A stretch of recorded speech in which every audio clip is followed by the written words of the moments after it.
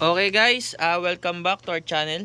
Ang topic natin ngayon is paano bumuhay ng sasakyan. Ang problema itong Corolla ni Sir, Corolla Altis, is hindi mag-start. Second hand, kabibili lang din. First time din ni Sir magkaroon ng sasakyan at bago lang din siyang driver. Ngayon, low bat. Tatanggalin yung battery nun. Oo, tanggalin na lang battery.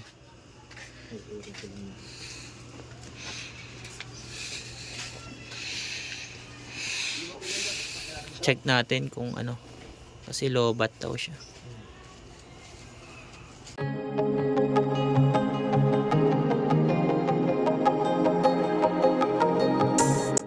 Okay mga katrami, nandito ngayon tayo sa Pampanga.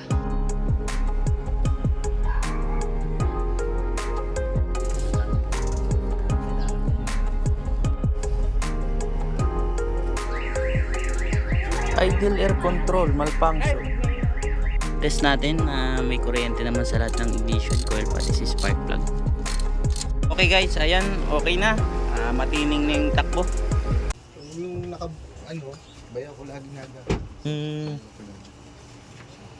Pero nung nabili nyo, wala naman kayong nararamdaman ng kakaiba na okay naman Sa totoo, bumasi kasi ako doon sa bayaw ko eh. Ngayon, Navy siya eh, naka-duty siya ngayon. So sabi ko, siya kasi siya yung maalam tumingin medyo may maalam-alam siya. Ngayon wala siya eh. Sabi ko medyo may problema ata yung makina, hindi na mag-start eh. Ang pagkakalam niya sa battery lang. So sabi ko, feeling ko hindi lang battery to eh. Kasi nagde-drain. Oo eh, parang laging namamatay rin yung parang kada patay, hindi naman siya laging nalulubat, parang gano'n. Laging nalulubat. Tapos rin, yung pag-start ko, syempre pag may battery, may ilaw naman eh. Pero pag start ko, crack, ganun lang, crack lang. Tapos hindi siya yung makina. Sabi ko, ipacheck ko na lang, total naman, hindi ko rin, tanong ko na lang sa mas maalam na, sige po. Kung anong problema na.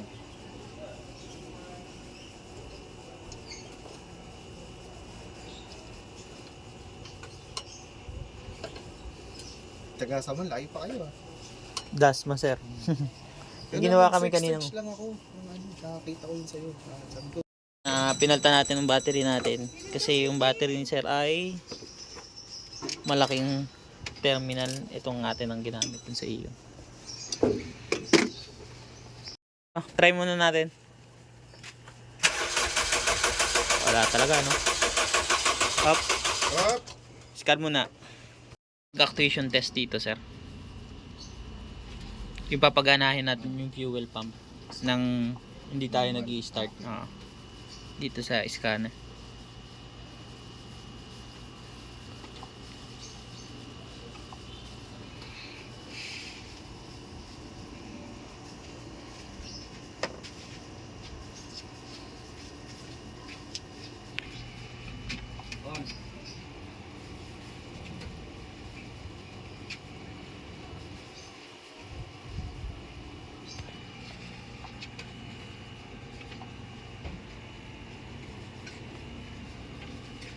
Sana may lumabas. Pag lumabas ito, tumbok na agad. Meron isa. Ano yung lumabas eh?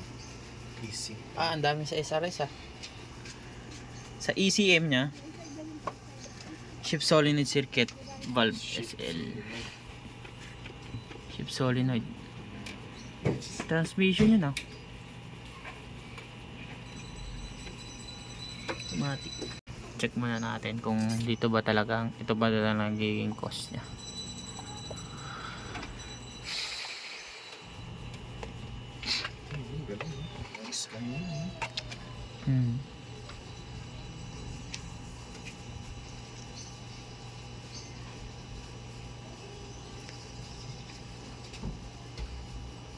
Check natin fuel pump.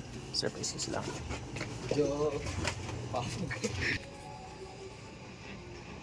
Papakinggan natin yung pump.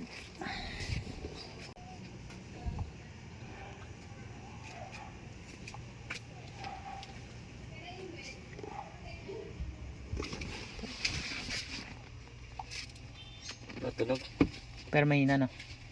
Tinanggal natin yung fuel line yung papunta dito sa ano, sa injector. Check natin kung nalabas dito yung fuel. Okay, redondo. Wala. Ups. Walang lumalabas. Oh, kaya hindi siya umanda.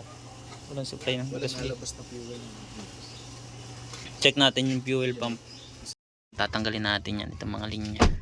Ito kuya may parang nakasuklot dito yan. Tapos ito push lang ito. Taas mo na lang. Ayan mo na.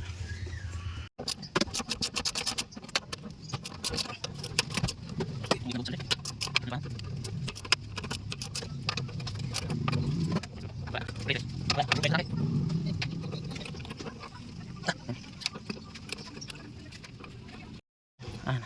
Ayun. Nasaan? Dahan-dahan. Baka pumatak. Ayun. Basta bawas natin. Ano? May mataktak natin Hindi ako na.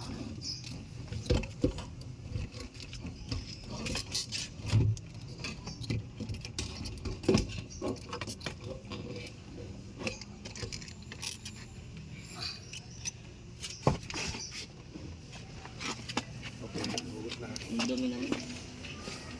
Okay. Medyo ang laki. Karton. Ito may karton tayo dyan. Sir, meron kami dito? Ah.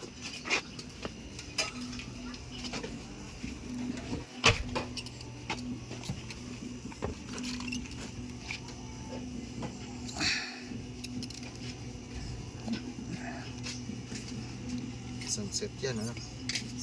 Hindi sir, yung motor lang sa loob.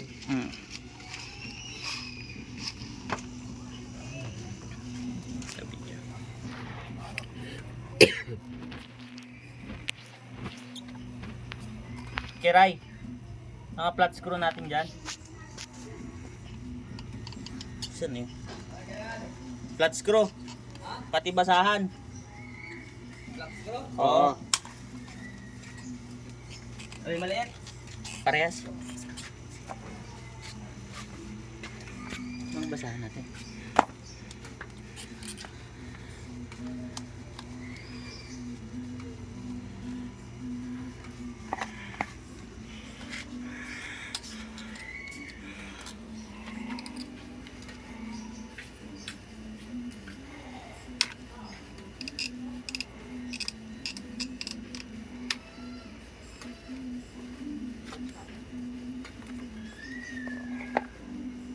Wala talagang nalabas na gasolina.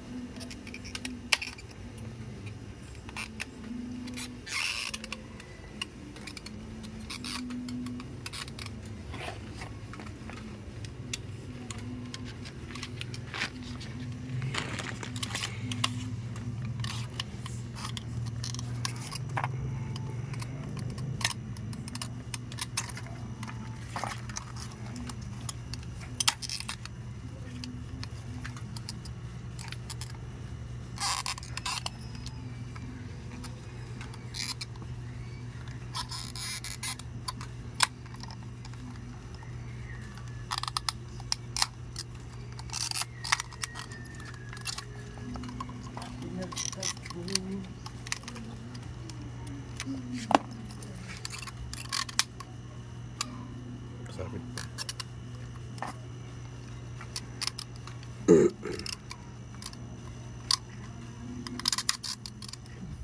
Balik.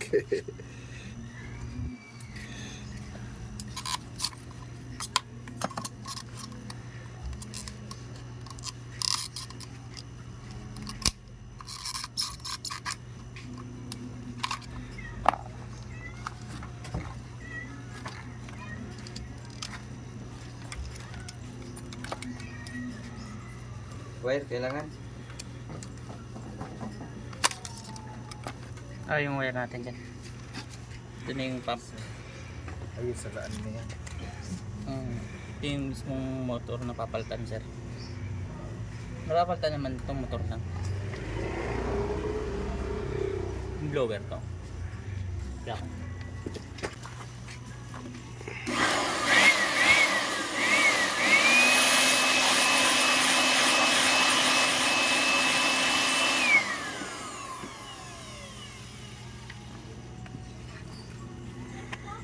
Nungos natin.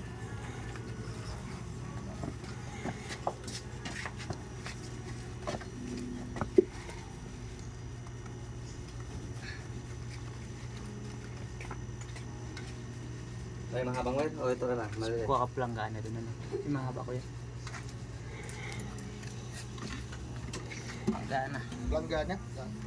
Hindi sir yung ano na lang kasi paglalagyan ng gaso yung amin na lang. Stainless.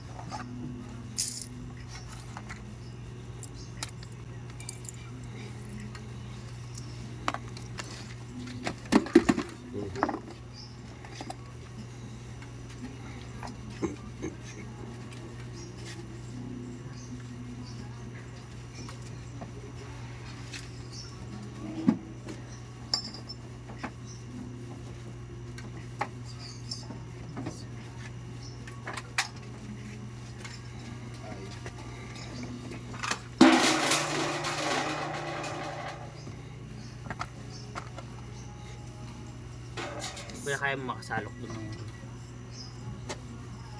Ang pangsalo. Salak na. yung plastic bottle sir.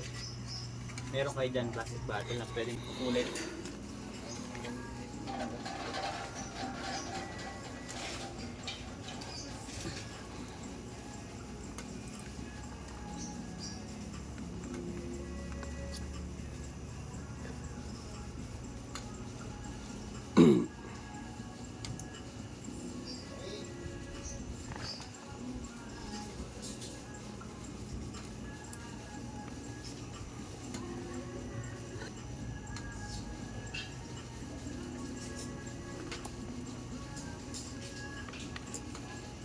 Ang dumi ng gasolina. Dam.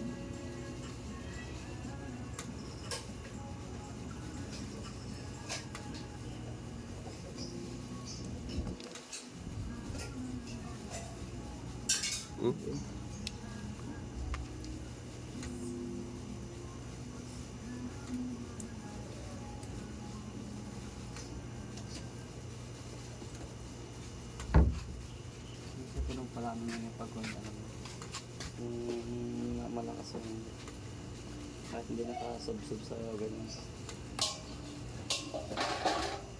Video ka na. Pwede na to? Yan, pwede na yun sir. Okay, salo ka. Kasha? Ito ikaw doon. Sige pa.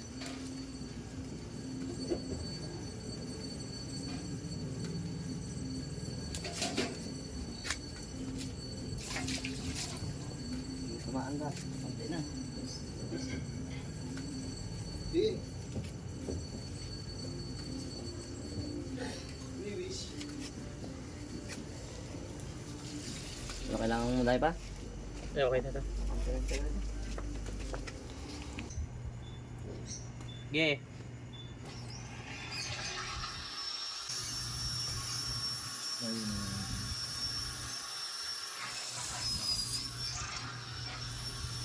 Bakit mo? Up.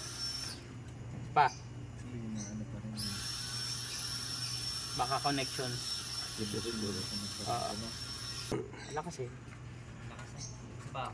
Okay. Pa. Ulit-ulitin natin. Up. Okay. Tanggalan dyan ha. Kapag nakakabit doon, try natin sa pump. Tipo na.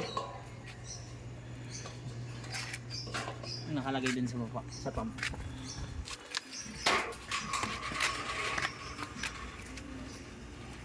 Pag hindi malakas, hindi siya sisipo lang ganun.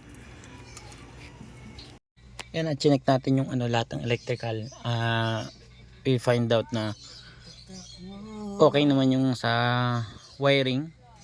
Ang problema niya is yung sa sensor, crank sensor, kasi okay naman kapag nire-rec na natin yung fuel pump.